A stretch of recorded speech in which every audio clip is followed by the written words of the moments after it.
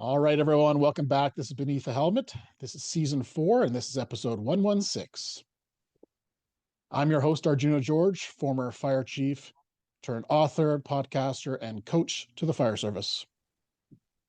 Today, I'm joined with a former school teacher, a partner to a fire captain with Vancouver City Fire. And today's episode is all around sharing her experience as a partner to Ron. And Ron is kind of the subject of our conversation today. Shelley lost her husband, Ron, to occupational cancer back in 2024. She's now sharing her journey through her powerful writing. Welcome to the show, Beneath the Helmet, Shelley Hegedus.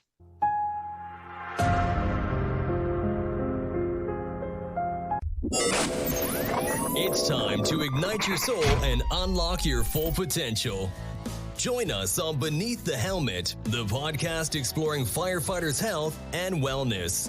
Hosted by retired fire chief Arjuna George, our podcast is the perfect place to start your journey towards becoming the best version of yourself. So come on, let's join the conversation and find out what sets your soul on fire. Welcome to the show. Thank you. Good to be here. Well, I appreciate you sharing since, we're recording this in 2026. 2024 was not too far into the past, right? So I appreciate you being vulnerable and open and continuing Ron's story with the world. So thank you for sharing that. So tell our listener a little bit about who Shelley is, and then we'll dig into Ron, but who's Shelley? Thank you. I am a former teacher, elementary school teacher, and I was in the classroom for 25 years and loved every minute of it. And then I became an instructional coach for literacy and numeracy in the school district. And then I was up at the school board office and helping to write support documents for our district, curriculum, professional development, and so on. Absolutely love curriculum, especially social and emotional learning and literacy of children. And I worked for a couple of the major publishers as well. I was a literacy consultant for one social studies curriculum, and I wrote the grade 3 BC curriculum for another publishing company, and that was on science. So I was kind of all over the place and loved it. And the last thing that I was doing before Ron got diagnosed is I was hired for writing a course for teachers for Queen's University on how to teach literacy to students. And it was an absolute dream come true. And I think I was about halfway through writing the course when the diagnosis came in. No wonder you're enjoying this writing process to kind of work through this grief, this trauma, and just kind of express yourself. No wonder that is resonating with you. Yeah. So as we kind of dig into this episode, it's kind of, raising some awareness around PTSD and first responders, around cancer awareness and first responders. But there's a more, I think, powerful kind of theme as partners, love, relationships, family, the fire service, putting that all together in this one package. For the listener today who's kind of I'm sure there's somebody in your life that this episode will deeply, deeply resonate with. So to kind of set the stage and the tone of this conversation, I'd love to hear, before PTSD, before the cancer diagnosis, who was Ron? Tell us a little bit about who this person was. I don't know whether this is the most emotional part of it or not, because I smile when I think about it, and I cry when I think about it. Ron was a very loving man, first and foremost. And when I met him, he was divorced. I was divorced, and so this was a second marriage for us. And Ron had the capacity to love and to cherish like nobody else I've ever met in my life. And he wanted to be sure that this relationship worked out and that we were deeply committed to each other.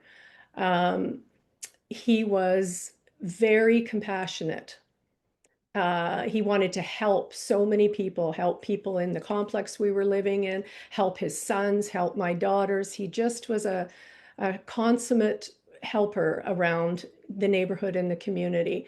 And that really spoke to me, really spoke to my heart.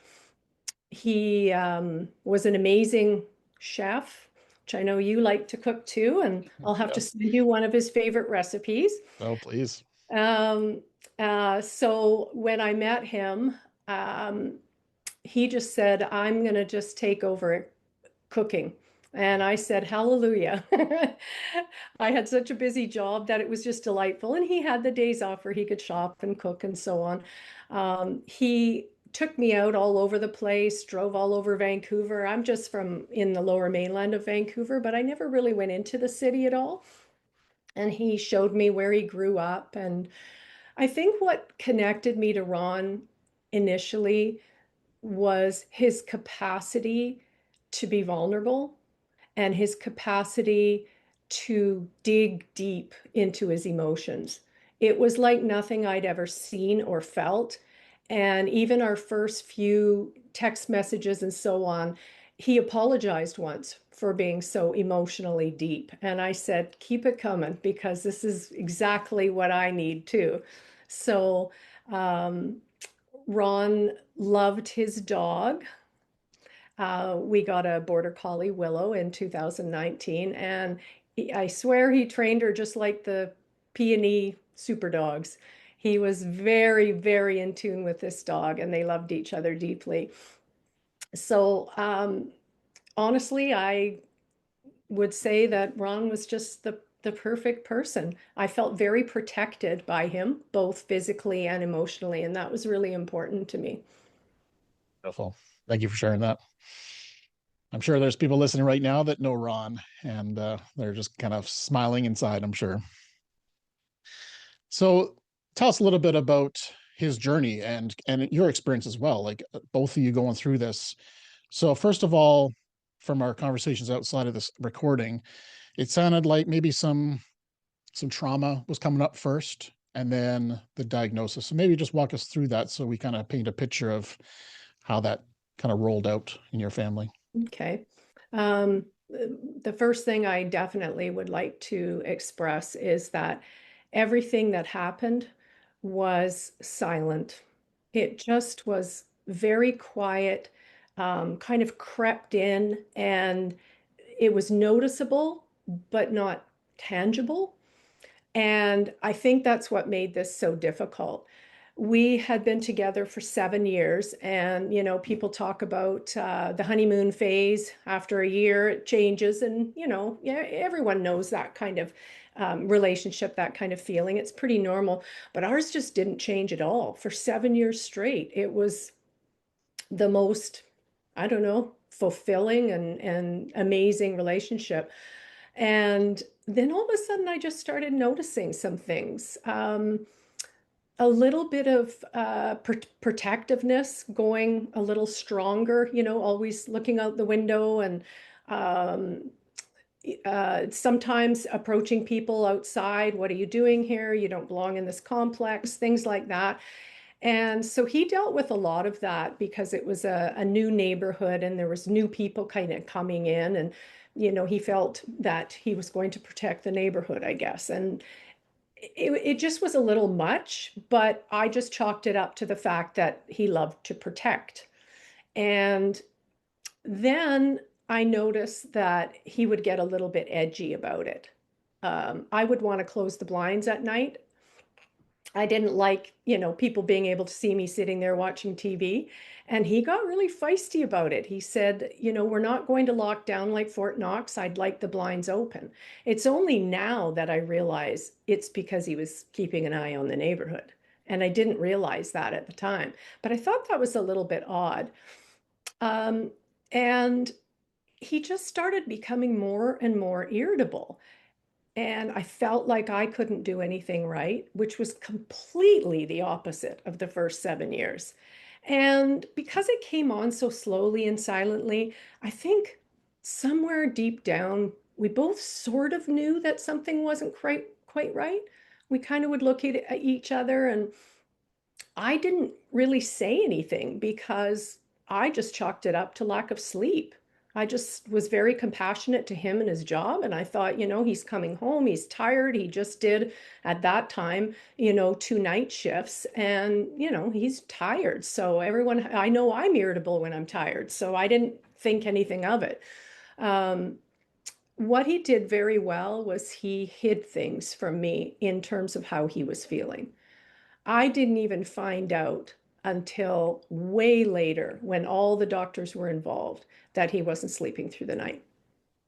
He told me he the next morning, I didn't really sleep that well, but I didn't realize that it was a chronic everyday thing. And I didn't realize it because he wouldn't move. He would lay so silently so that I could sleep. It was always about the other person, whether it be me or his kids. He was always looking out for everybody else. One day when I was at work, um, there was a situation where I really thought, okay, something's wrong here. And it had to do with a chicken carcass. And it was something that I did. And I think he was making one of his famous pasta salads. And so he had bought one of those pre-cooked chickens. And when I got home, I was cleaning up and I put the chicken in the compost bin, which was in the kitchen. Didn't think anything of it. I was going to take it out later. And of course, I didn't. I forgot. And the next day, when he went to put something in the compost bin, my daughter was standing there at the time, and there were maggots coming out of that garbage can, that compost bin. And my daughter said she has never, ever seen anyone react like that before. And I had never seen it. Thank goodness I wasn't there, is what I was thinking. And he was absolutely horrified, just completely freaked out. And he grabbed it right away and put it outside and so on. And, that was my mistake because it was warm out. So it should have went straight into the bin. But, greasy hands cleaning up, I just didn't do it. And that was something that he was pretty upset with me about. And he'd never been upset with me about anything. And that was when obviously didn't talk to him about it at the time, but a little bit later, probably a few days later, once everything had settled, I said, "What do you think caused that reaction?" And he said, "Well, it was disgusting," or whatever. He totally downplayed it. I didn't find out till much later that it reminded him of a call that he went to. Um, where he had to go to a deceased person in a motorhome that had been sitting there in the heat. Yeah, I could totally relate to that. Yeah. yeah, yeah. And he did end up telling me that, but it was probably 7 or 8 years later. But I think it was the irritability and the hypervigilance. I didn't even know hypervigilance was a thing. I mean, I obviously knew that police and fire and so on need to be on guard and so on at work. But I just didn't know the extent that it would transfer over into the home. And I didn't even really think about the word until later on when I was processing everything that had happened. And uh, and so I also noticed things like physical things with him. And he got gout at one point, and not uncommon. And he would take medication every once in a while if it flared up. He did not drink alcohol from, I think it was 2018. He didn't drink at all, or very rarely. And so we couldn't figure out where all the inflammation was coming from. And then very shortly before diagnosis, he got gout and it would not go away. Uh, Lots of systemic inflammation. Um, I think at this time he was losing strength, emotionally, mentally losing strength. And I felt it and took it personally. And had I known, I think, more about what was going on, I probably wouldn't take it personally. And I felt like he didn't love me anymore. He didn't respect me anymore. And yet that wasn't a daily thing at all. There was amazing days, and that's why it was so confusing to me. Um, and I think that towards closer to the diagnosis, these things came up more and more. And I would talk to him about it and say, "Why are you so irritable? You're miserable." And when you're miserable, kind of the whole house is miserable. It just sets the tone. It makes me feel miserable. And he just said, "I don't know." And he said, I'll be better. I'll do better."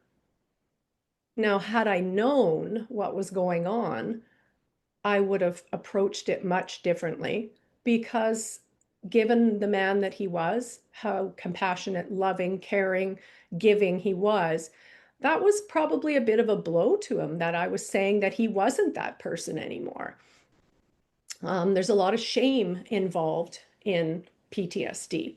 And, I can understand why, the nature of the job, um, and these things creep up slowly, and so you don't even know what's happening. And I really believe that had we known about this a lot sooner and dealt with it a lot sooner, then I think it might have changed the trajectory, at least in some ways. Um, yeah, he started getting just really picky. If my daughter didn't close the drawer properly in the kitchen, he would call her back and get her to close it, and drove her crazy. She was a teenager at the time. And I thought, what on earth is going on? And I don't know. I know a lot more now than I did then about how I feel that there could have been some preventative measures in there. I don't take blame or anything, but when you know better, you do better.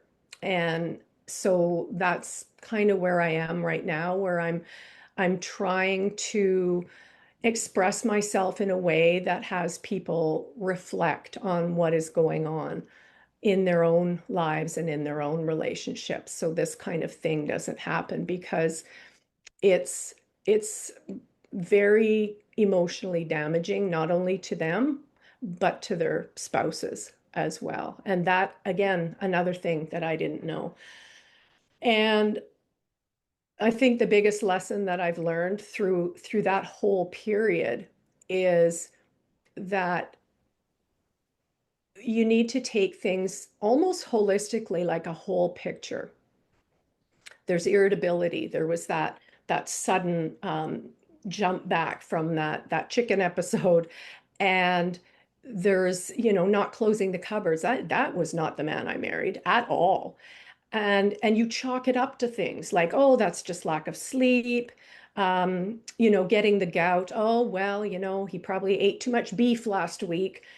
Just things like that. Like, everything is so logical that you can just chalk it up to things. Toward really close to diagnosis, he started getting stomach problems. And and it had happened probably for a couple of years, but it got worse. And again, stomach problems. Oh, I ate too much. Oh, well, next time I won't eat so much. But this was different. And I did say to him, this is not right. There's something wrong here. You need to go to the doctor. The problem is our GPs, they are not experienced as much as maybe the functional doctors in gut health.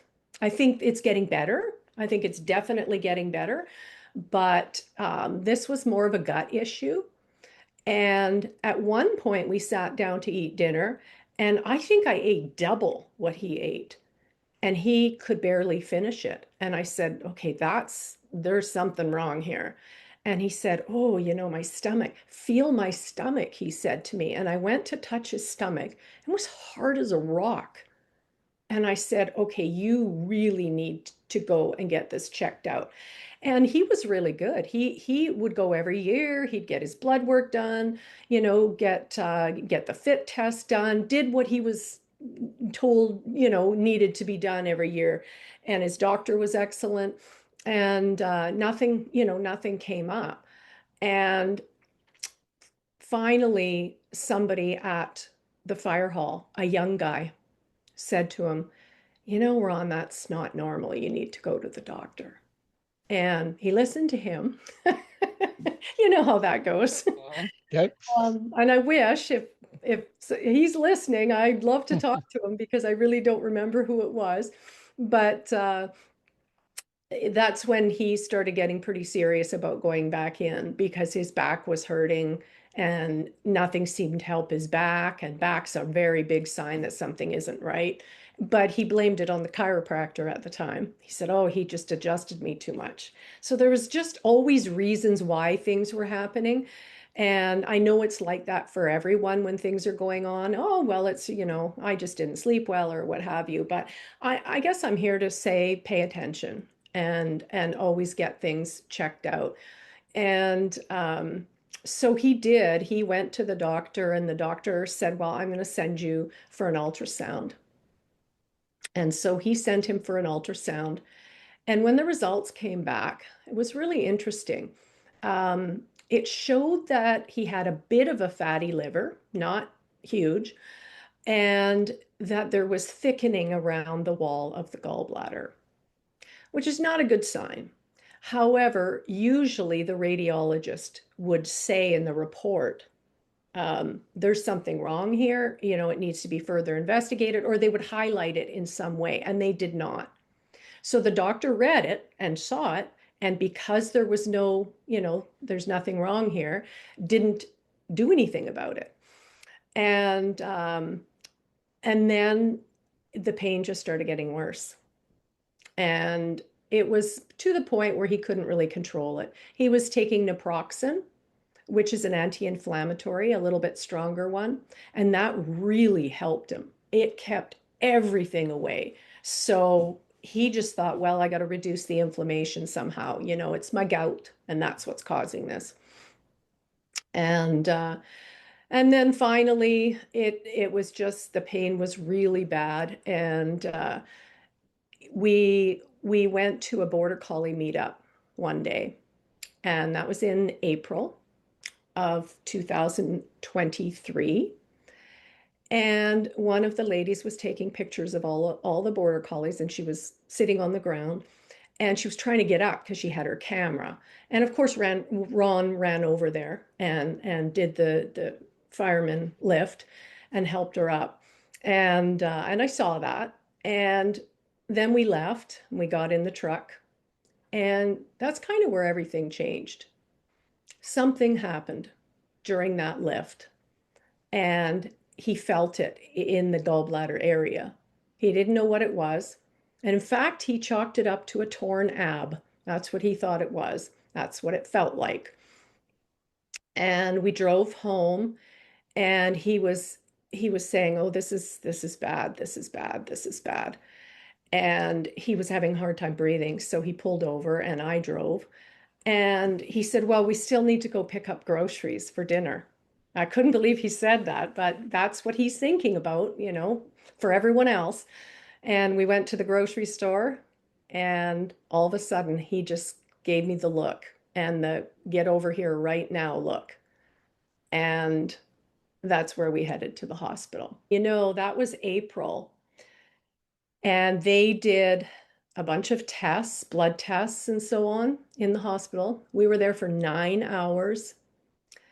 And I believe they did an ultrasound as well, and they said they couldn't really see much. And yeah, that's what it was. The doctor actually did it in the ER, and he couldn't see much.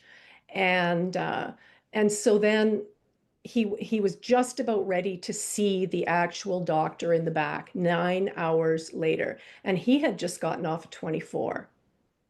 And we did the border collie thing, which was his idea. And now we're 9 hours in the hospital.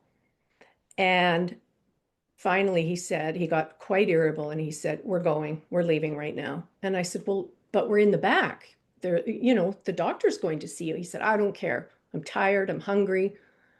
And I just thought, oh my gosh, we have to stay here. We're almost there to find out what's going on. And he just wanted to leave. And the nurse said, no, no, no, you're next. And he said, well, would next be 30 minutes? Could it be up to 30 minutes? And she said, well, yes. He said, "That's it, Shelley, let's go." And we left, and nothing changed um, in terms of, how he was feeling. And then the next month, May 12th was his birthday, and he turned 58, and we went out for dinner. And I said, "Do you want to go for a walk after?" He was always insistent, anytime we went out for dinner, that we would go for this nice walk together. And he said, "No."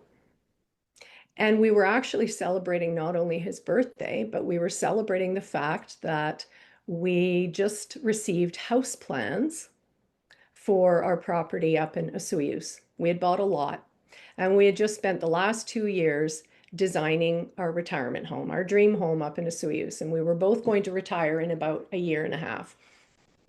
And so we got those right on his birthday. So we were so happy. And then we started talking about all the things we were going to do in retirement. And 2 weeks later, I got a phone call. I was at work facilitating a marking of a government exam with teachers. And Ron never phoned me. And he knew I was doing that. And I looked down and my phone's ringing, buzzing. And because he never phoned me, I said, "Excuse me for a minute, I need to answer this." And I answered it. And he just said, "We need to go to the hospital right now." And that was on May 25th, 2023. And he had just gotten back from the doctor. And the doctor said, "There's something going on and you need more help." And so on May 25th, 2023, I left the school district office and I never returned. And Ron got diagnosed with stage 4 gallbladder cancer about 7 hours later. Mm, Yeah, it was if I tough. could hug you, I would. Yeah, it was a lot, and Yeah. when I speak about it, it might seem, well, this is obvious, he had stomach pains or he had back pains, or trust me, it's not obvious. It's so subtle. That PTSD, when it creeps in, is so subtle. And the problem with that is it brings along with it irritability, a lot of irritability. And I can guarantee you, people that are listening to this podcast that are on the job, they're going to be nodding, or the wives will be nodding, because everyone that I've interviewed and talked to say the same thing. It's very, very common, some of these symptoms in households. Not all of them, but some of them. Like, he was never angry with me. He never raised his voice. He was annoyed with that whole kitchen incident, but he never ever raised his voice. So I was really lucky in that way, that there was no anger outbursts or anything like that. But because he was irritable, that's why he walked out of the hospital that day. He should have stayed. He even said after the fact, which is very sad, he said, "I wish I would have stayed that day. I might have been able to do something," which probably not at stage 4, but you never know, right? So, yeah. Well, thank you for sharing that, because I'm sure you're helping somebody listening right now. I'm sure you are. Wow, what a story. I kind of want to dig into how this affected you personally. This has to be a huge life-changing moment in your world. How did you go through it, and did you have the resources and the knowledge to navigate through this? Gosh, that's a really good question. I'm glad you asked it, because there was a lot of things that I didn't even know were going on with me until after the fact. After Ron passed away, it all came crashing in. Um, it's common knowledge, I believe now, that, if you're living with somebody with PTSD, that generally you have PTSD as well. I don't know psychologically if that's a fact or not, but there's a lot of research out there to suggest this. I had gone through some things at work that Ron helped me through, and they were very, very difficult. And so I was already a little, sensitive to things, because whatever happened at work was a little bit life-changing for me, and it bothered me a lot. And so I was in a bit of a fragile state at the time. And then when this came up, it was like almost like one trauma after another. And through this 7 years, I identified, because we were together for 14 years, through the final 7 years, I really reflected and I really realized that I was going through very subtle changes within him that honestly affected my whole life. I'm a very independent person, always, a go-getter. And I worked so hard to get where I was in the education system. I love teaching, love being in the classroom, got my master's degree, was doing all kinds of things. And then the light switch went off just instantly. And Ron told me that, I'm sure you can go back to work, in the fall, in September. I'll do chemo, and I'll get myself there, he said. And I said, well, no, I need to be there with you. And and then he realized after the first chemo session that he was going to need a whole lot more help. Gallbladder cancer is one of the worst. And the problem was, your listeners might be saying, well, why didn't they just take the gallbladder out? That's simple. They didn't take the gallbladder out because it had metastasized. And so it was all in his peritoneum area, which is outside the stomach, but it's the lining of your ab wall. And so the pain was out of this world, absolutely out of this world.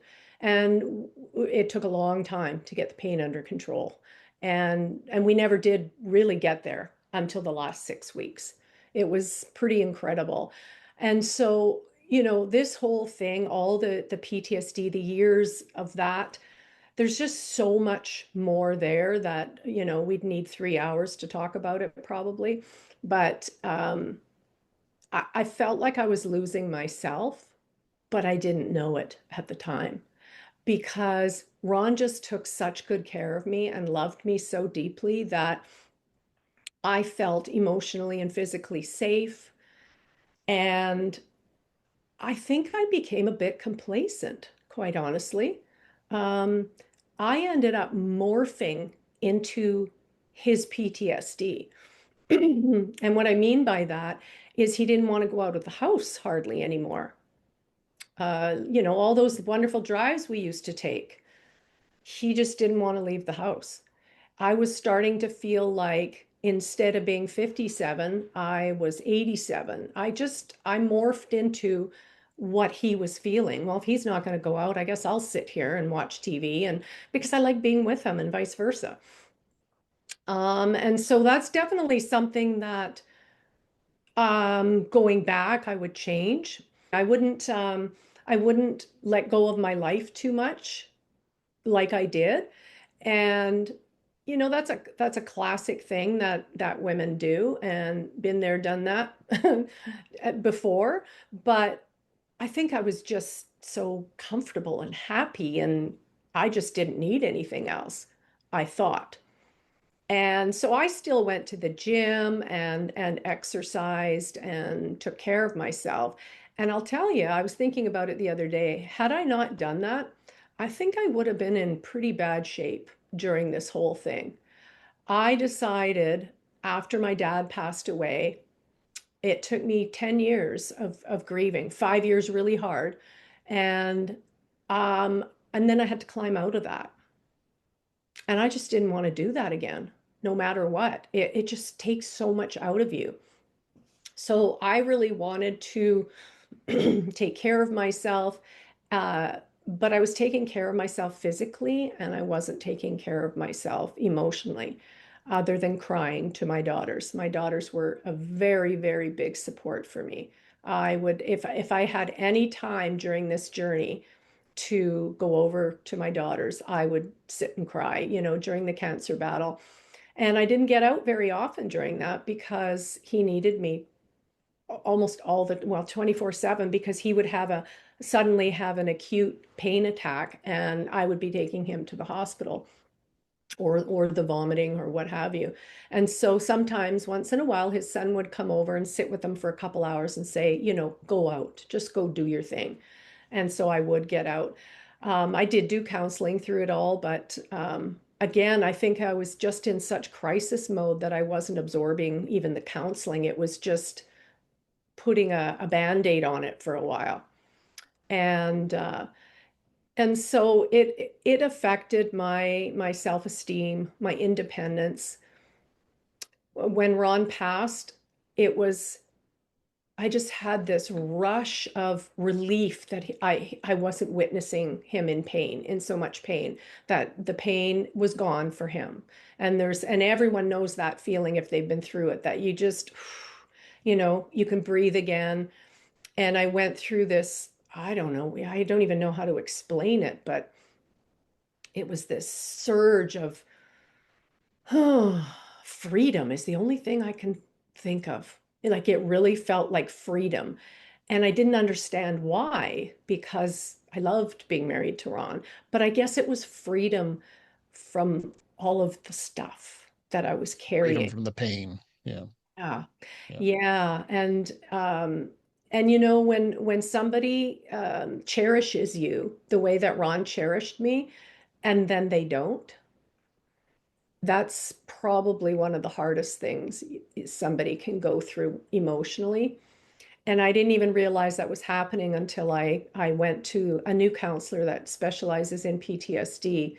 And she really helped walk me through all the scenarios and so on. And I would be crying and crying and saying, I don't understand. I know he loved me. We loved each other deeply. I know it. But I don't know. It's just like he can't. And I couldn't come up with the word. And then suddenly I came up with cherish me anymore. And she said, you know what, Shelley? Cherishing is above and beyond love. And not everyone gets to experience that. And you're lucky to get to experience that, and you for him. And but it's a daily practice. It's an active thing. And being cherished is a feeling that you get. And she said he doesn't have the capacity to do that right now. It's work, emotional work. And she said he's, you know, trying to stay afloat here and get through this battle. So it affected me very deeply. And as I go along, I learn more and more and more about how this affected me. And we're coming up on 2 years and I'm still learning. In fact, yesterday, I realized that when Ron's level of protection kept increasing, my level of emotional safety decreased. It was a direct correlation for me. I realized that yesterday, and it was quite a reflection for me, and it explained some things. Yeah. That just come to you, or what sparked that kind of realization, or did that just pop into your mind of, oh, I was researching protection hmm, and seeing what the link was to PTSD. And I was just very curious about the protection mode because I was trying to dismantle it a little bit and figure out, is there any way that this high level of protection can be tampered a little bit, because it's built in and it's necessary for the job. But if it gets out of control at home, you feel smothered as a spouse. And so, how could I have maybe made the transition a little better or something like that? And then it just came up, and I realized that the more he protected and the more he was micromanaging at home, the worse I felt. And I've never had a self-esteem problem or an independence problem. I've just been a go-getter my whole life and a very happy person. And I was not that person in that last 2 years at all. I mean, obviously for obvious reasons, but I didn't realize how much the last 7 years affected me until he was gone.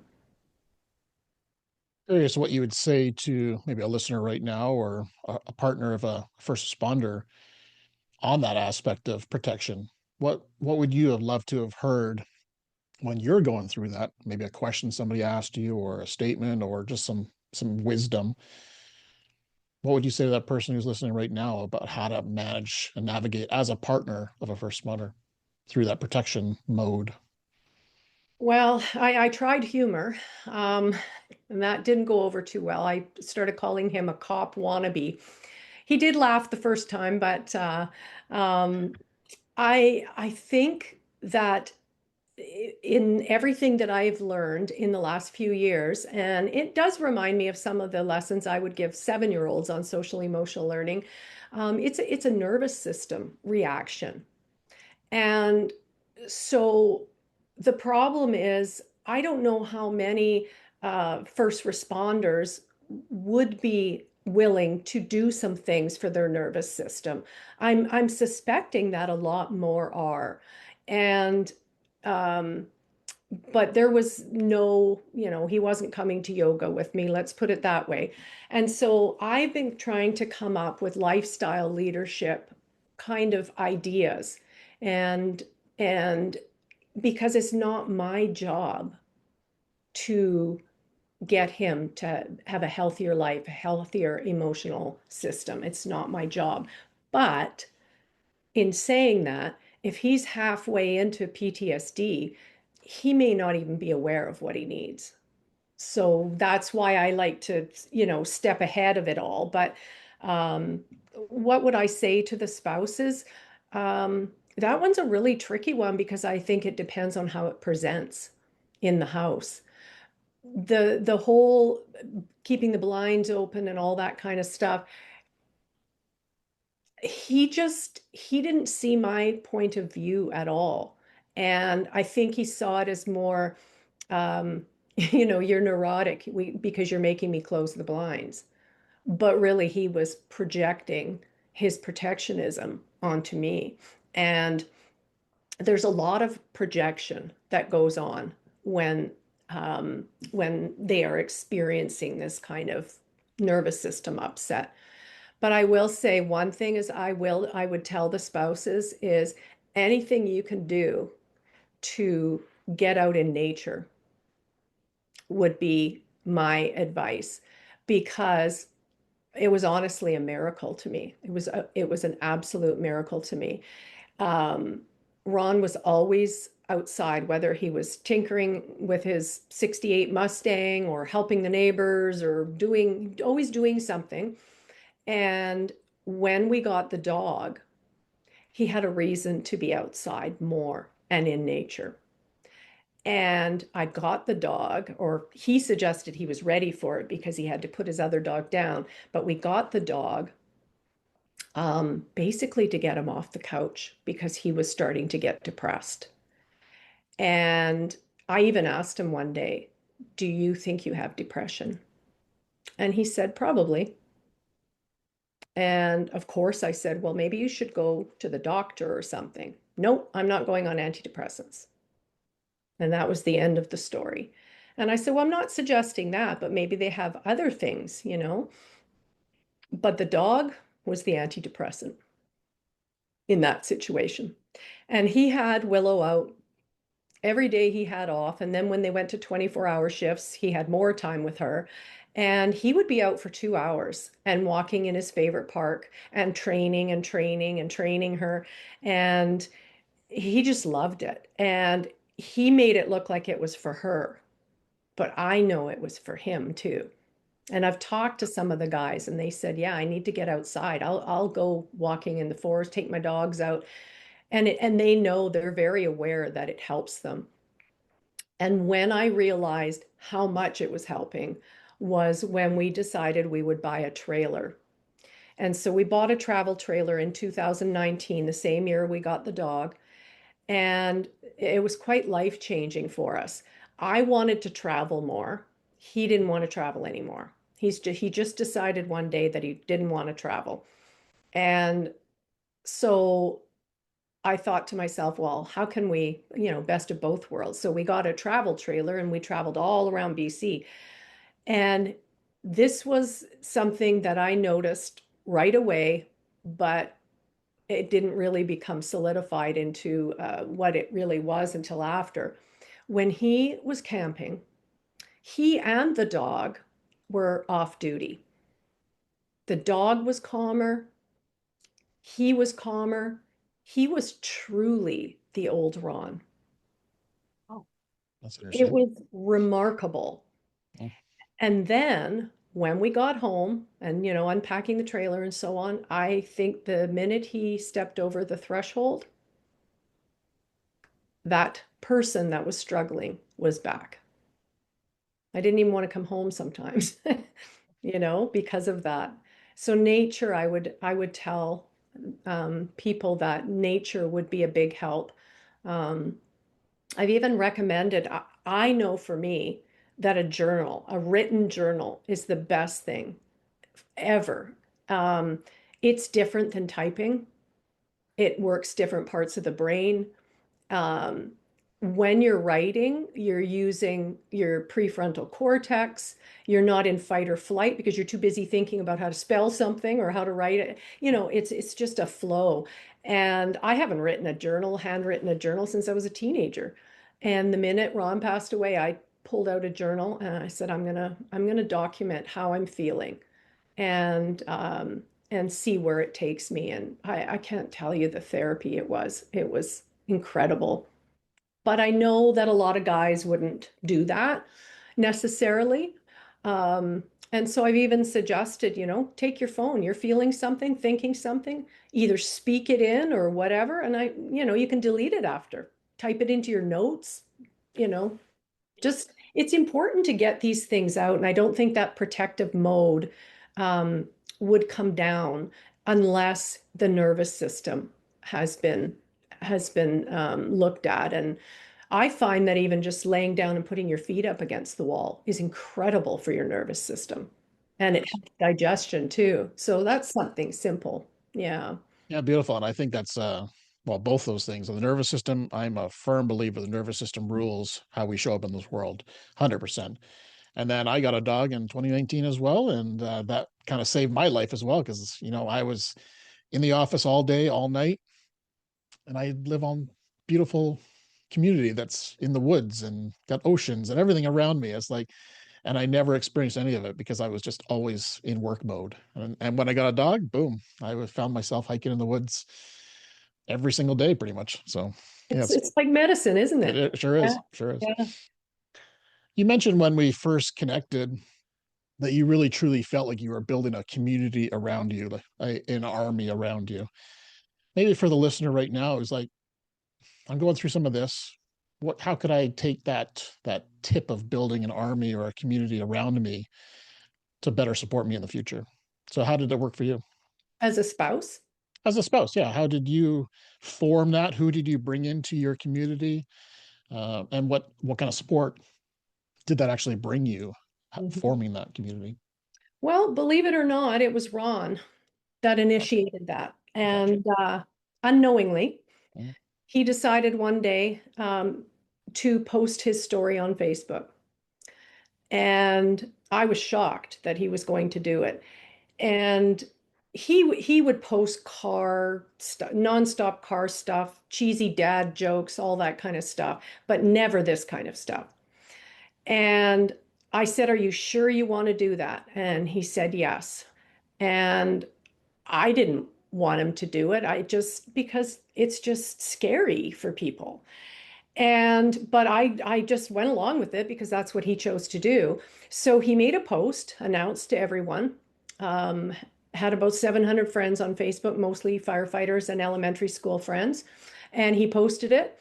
And I realized that some of his friends were my friends. So I knew that I had to post it because they would find out from him. And, anyway, so I thought, okay, well, I'll just make a small post. So I did. And the response was something I've never experienced before in my life. It was, I literally felt like I had this village or this army of people physically lifting me up. And Ron felt the same way. And I did not expect that. We didn't want pity. That was one thing we really didn't want, was sympathy or pity. We just wanted to share our story. And the reason he wanted to share the story was because he wanted everyone to know um, his road to getting cancer and what he could have done differently and what medical tests that the brothers and sisters should be getting, because he learned it after the fact. And so that's why he shared. He and I didn't really know a lot of people that had ever been through cancer. We were very lucky, very sheltered from it, no real close family members, nothing.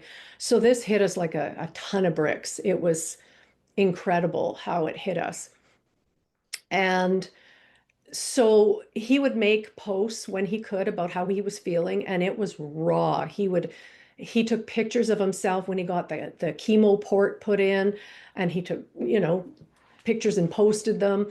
Um, he joked about, the drips. He had me make change the picture of the IV drips and put vodka and beer or something like that, just to be funny. He remained very very open, and I understand you appreciate life more. And because he did this, I became part of all of it. And when he was too sick to post, he would say, Shelley, could you please post and get everyone up to date? And it didn't bother me anymore. And in fact, I really enjoyed it. That's kind of where that writing thing started. And I would post about it, and I would get private messages, whether you're religious or not. And Ron and I weren't religious, but I would get private messages saying, I'm praying for you. What would you like me specifically to pray for? And I just welcomed it, because everyone who they brought their strengths to this battle, whether it was cooking or a new t-shirt or a visit or prayers or anything. I've never felt so supported in my whole life. And that's where it started. And then, of course, there are other widows. I have a couple of who we call widow sisters from Vancouver, now three. The group's growing, unfortunately. And we now get together and, talk about it.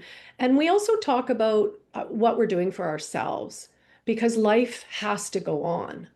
And that's the hard part, is going on with your life. But I think that I was ready for that, because I've done a lot of self-reflection, very spiritual person. And, after my dad passed, I understood death more. And I understood that that person is no longer here, but he's in your heart, is how I have come to understand it myself. And the biggest thing that got me through is my widow sisters and I, when we get together, we feel very supported. And we talk about the fact that we're very grateful for the relationship that we had.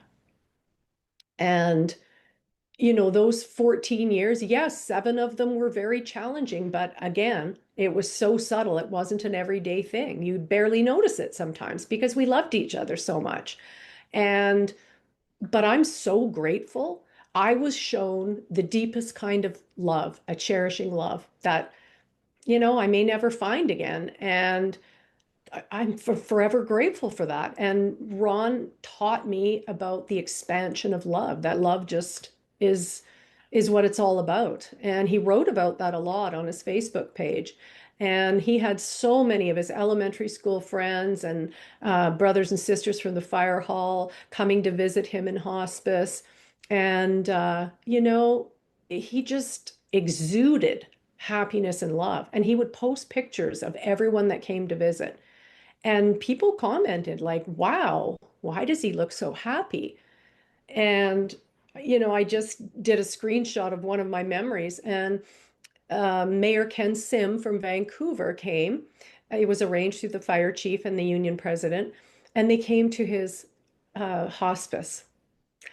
And thank you to the support of Langley Township Fire. They came as well, and they stood in the hospice grounds and watched. A lot of battalion chiefs were there.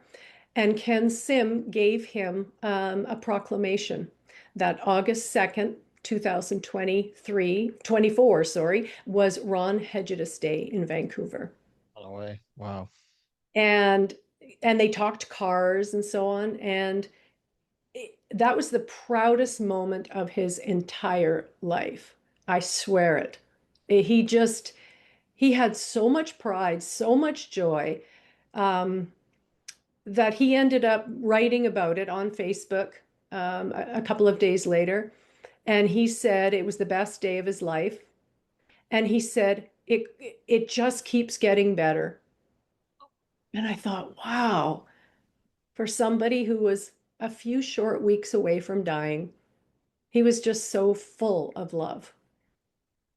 It was pretty incredible.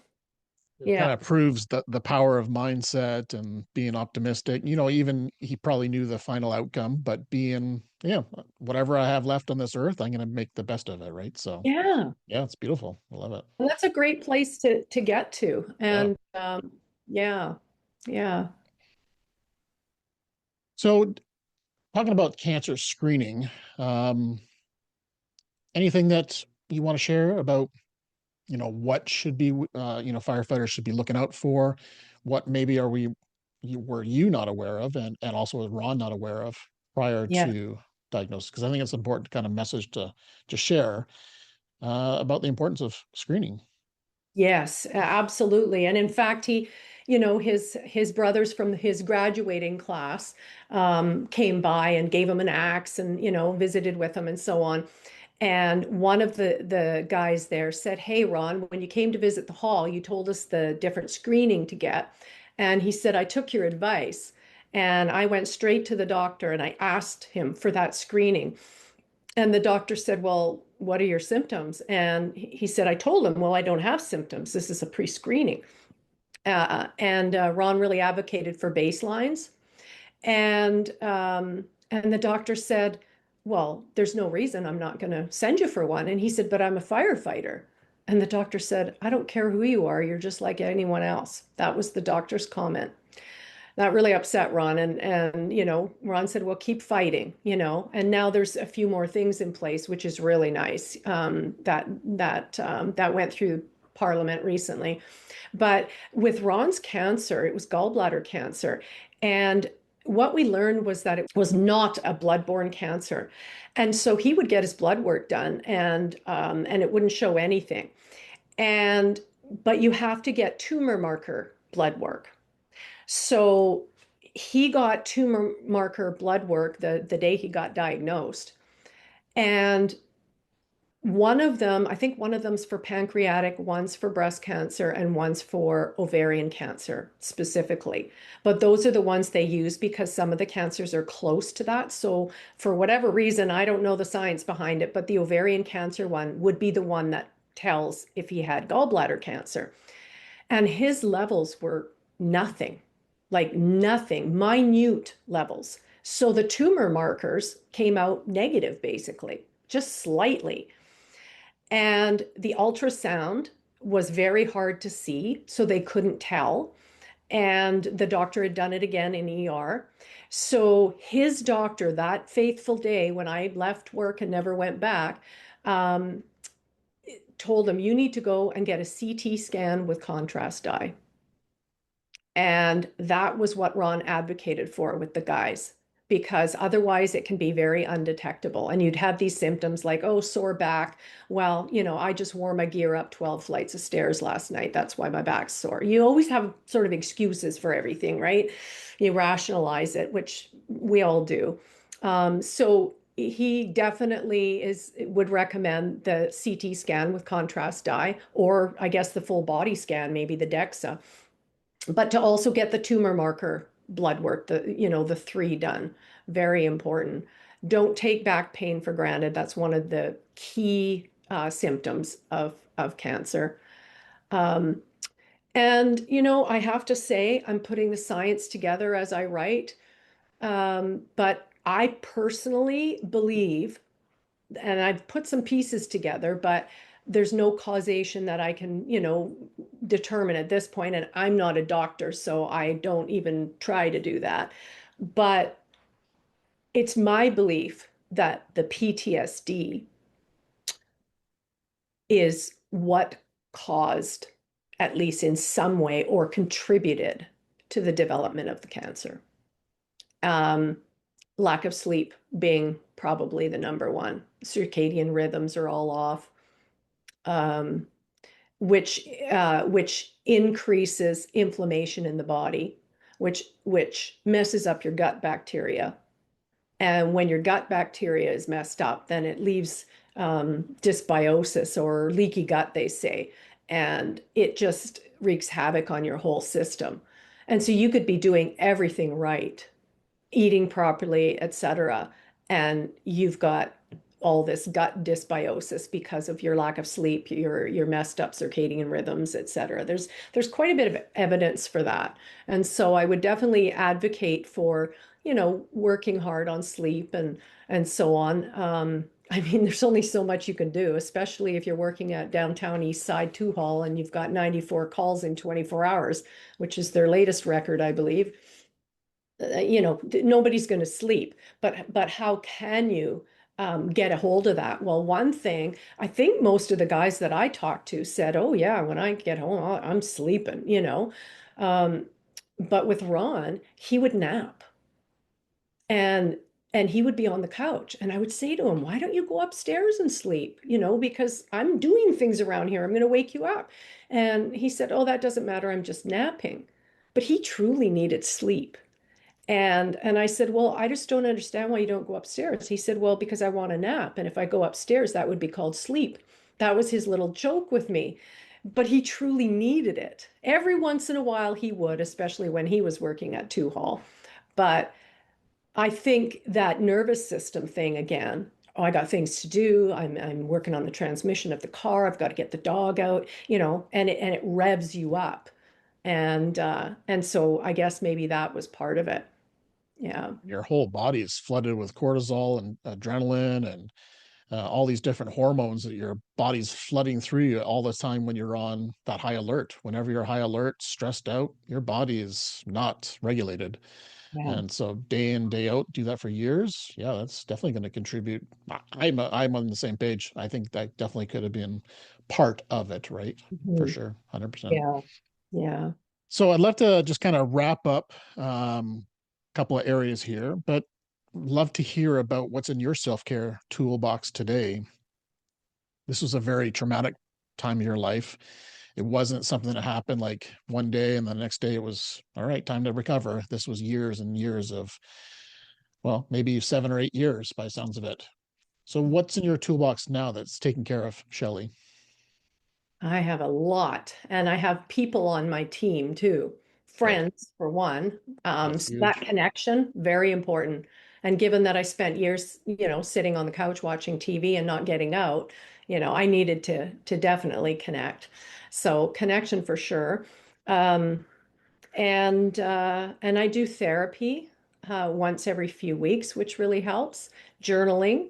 But I think the biggest piece for me is um, redefining myself. That's the biggest piece. And I know a lot of us midlifers are doing that in general, but, and it's not becoming a new me, it's accessing the old me, the real me, the one who's a bit sassy, funny, adventurous, and not so serious. And now that I'm not teaching, I don't have to be too teachery.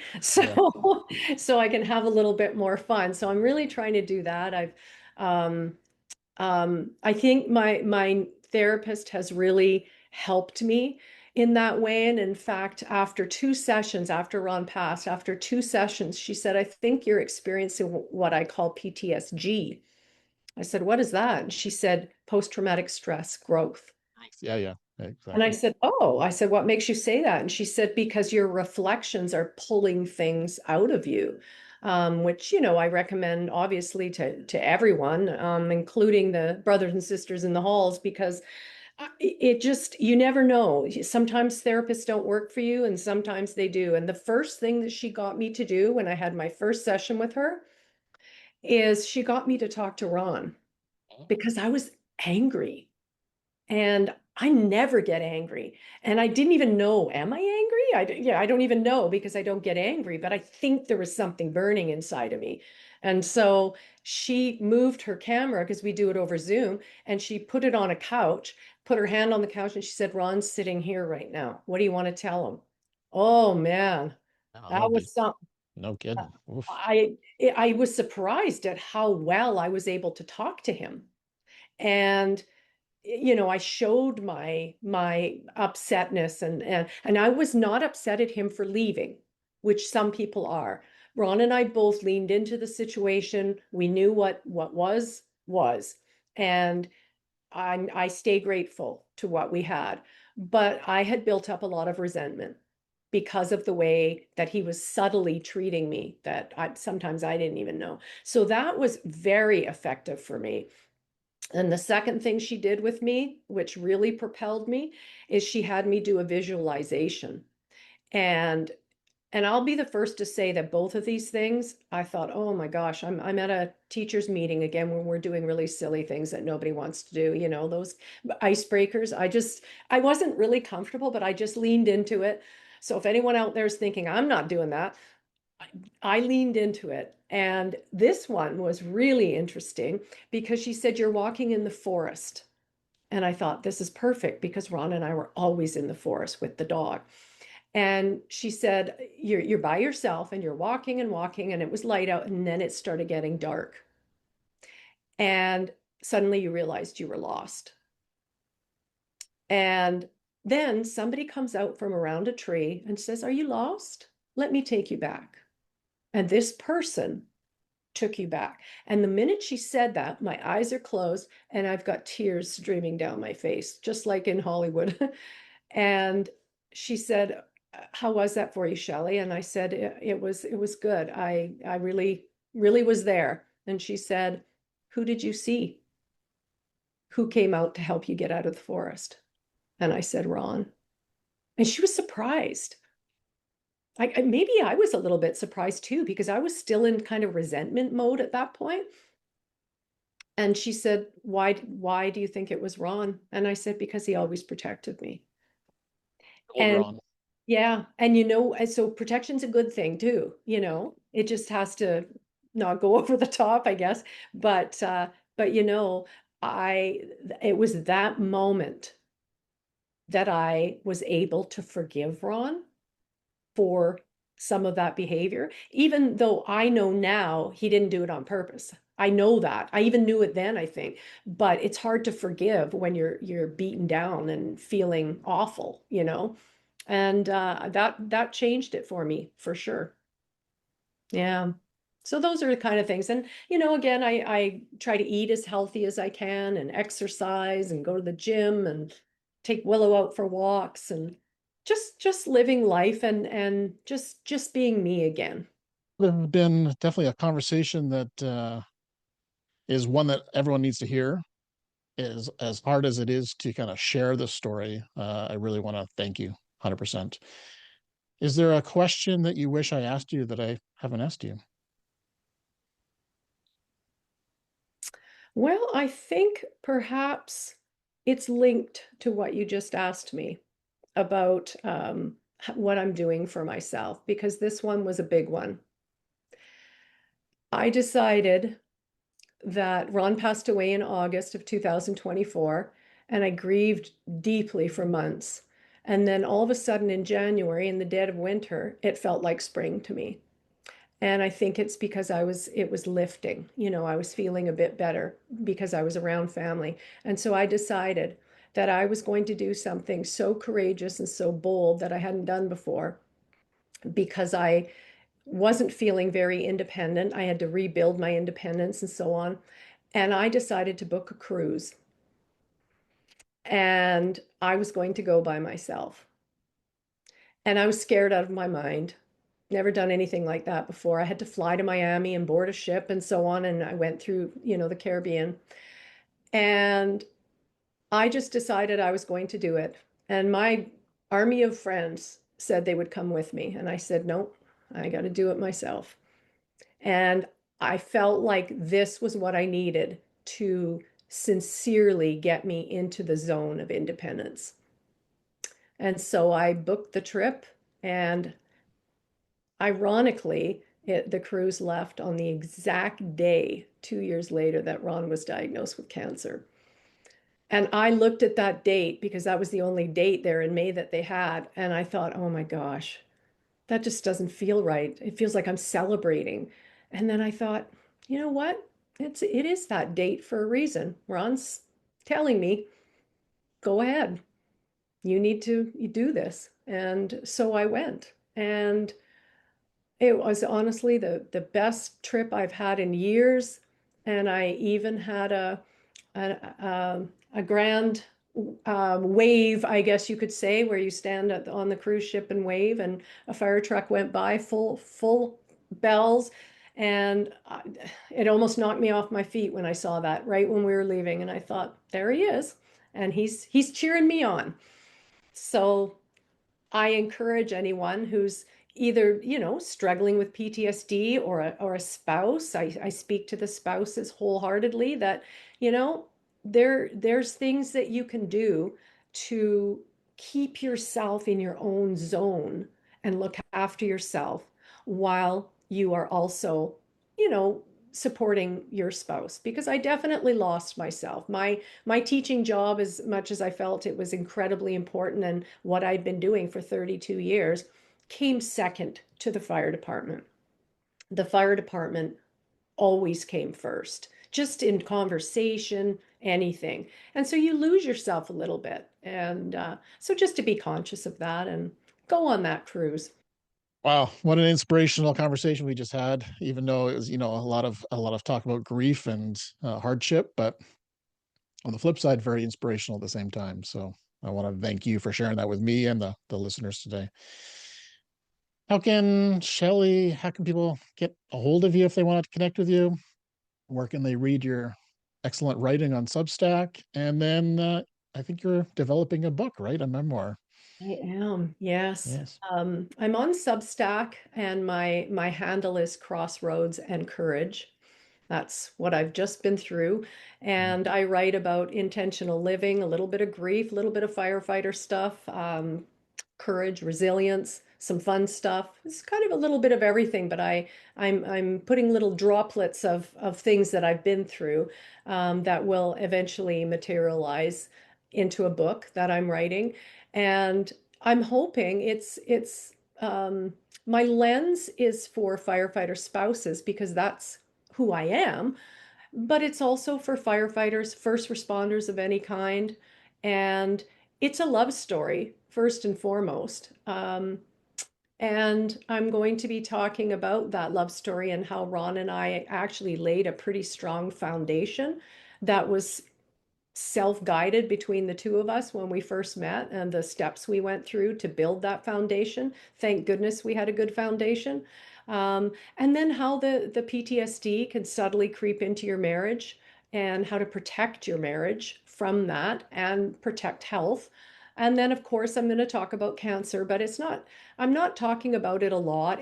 I'm talking more about the PTSD because that's what had the effect on both of us more than anything initially. I wasn't going to write about grief for some reason, and I feel very, I feel very good at the place I'm at in my grief, and I feel like I have something to offer people that are going through it, because my big thing was searching for meaning in grief, and I found the meaning. And then at the end of the book, I'm going to talk a little bit about some of the research, some of the interviews I've done, and how we can maybe change things up at home or in the fire department to help people, help the firefighters live a healthier life, and make sure they get the screening that they need. This is this 2026, 2027, or sometime in the future? Well, Sometime in the future? I'm telling you, I'm one of those keeners where I'm Yeah. just going great guns, and Yeah. I'm probably about three-quarters of the way through it. Awesome. But I'd love to say what my goal is to have it out by the end of the year. Cool. But reality hits and editing and all that kind of stuff. I'm going to self-publish.